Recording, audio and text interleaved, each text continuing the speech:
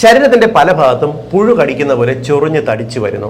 പ്രത്യേകിച്ച് പാടുകളൊന്നും ഉണ്ടാവില്ല. നമ്മളിങ്ങനെ ചൊറിയുന്ന സമയത്ത് അവിടെ ഇങ്ങനെ തടിച്ചു വരുന്നു. ചിലപ്പോൾ മുഖത്തായിരിക്കാം, ചിലപ്പോൾ ചുണ്ടിലായിരിക്കാം, ചിലപ്പോൾ ശരീരത്തിൻ്റെ പല ഭാഗത്തും ചൊറിഞ്ഞ് തടിച്ച് വരുന്നത് കാണാം. ചൊറിയുന്നതനുസരിച്ച് ഇത് വലുതായി വരികയും ചെയ്യും.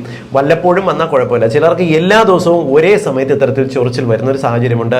അർട്ടിക്കേറിയ അഥവാ ഹൈവ്സ് എന്ന് വിളിക്കുന്ന ഒരു അവസ്ഥ ഉള്ളവർക്കേ അതിൻ്റെ ബുദ്ധിമുട്ട് അറിയത്തുള്ളൂ. ഇത് പ്രത്യേകിച്ച് ചിലർക്ക് ഭക്ഷണത്തിൻ്റെ അലർജി കൊണ്ട് വരാം, ചിലർക്ക് ഇതൊന്നും അല്ലാതെ എല്ലാ ദിവസവും വന്നു വരാം. ഇതിന് പോയിട്ട് ഗുളിക ഡോക്ടറെ പോയി കഴിച്ചു തുടങ്ങി കഴിഞ്ഞാൽ ഗുളിക നിർത്താൻ പറ്റത്തില്ല. നിർത്തിക്കഴിഞ്ഞാൽ അപ്പം തന്നെ ചൊറിയുന്ന ഒരു അവസ്ഥയുണ്ട്. അർട്ടിക്കേറിയ എന്ന് വിളിക്കുന്ന ഈ ഒരു അവസ്ഥ പ്രധാനമായിട്ടും ശ്രദ്ധിക്കേണ്ടത് നമ്മുടെ ശരീരത്തിനകത്തുള്ള ഒരു ഓട്ടോ ഇമ്മ്യൂൺ ആൻറ്റിബോഡികളുടെ പ്രവർത്തനമാണ്. അതായത് നമ്മുടെ ശരീരത്തിലുള്ള പ്രതിരോധ കോശങ്ങൾ സ്കിന്നിനെതിരെ തിരിഞ്ഞ് വർക്ക് ചെയ്യുന്നതിൻ്റെ ഭാഗമായിട്ടുണ്ടാകുന്ന ഒരു സഡൻ ഹിസ്റ്റാമിൻ റിലീസാണ് ഈ ചൊറിച്ചിലും ബുദ്ധിമുട്ടുണ്ടാക്കുന്നത്. ആദ്യം തന്നെ മനസ്സിലാക്കേണ്ടത് അർട്ടിക്കേറിയ ഉണ്ടെങ്കിൽ അവിടെ ചൊറിയരുത്. ഫ്രിഡ്ജിൽ ഐസ് പാക്ക് വെച്ചിരിക്കുക. ഐസ് പാക്ക് എടുത്ത് വയ്ക്കാൻ നോക്കുക. കാരണം നിങ്ങൾ ചൊറിഞ്ഞു കഴിഞ്ഞാൽ ഈ അർട്ടിക്കേറിയ എന്ന് പറയുന്ന അവസ്ഥ കൂടി വരാൻ കാരണമാകും.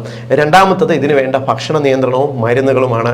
എപ്പോഴും ഇപ്പം കഴിച്ചു തുടങ്ങിയാൽ ജീവിതകാലം കഴിക്കുന്ന മരുന്നുകളല്ല. ഹോമിയോപ്പതിയിൽ ഈ അർട്ടിക്കേറിയ പൂർണ്ണമായും 100% മാറ്റിയെടുക്കുന്നതിന് ഫലപ്രദമായിട്ടുള്ള മരുന്നുണ്ട്.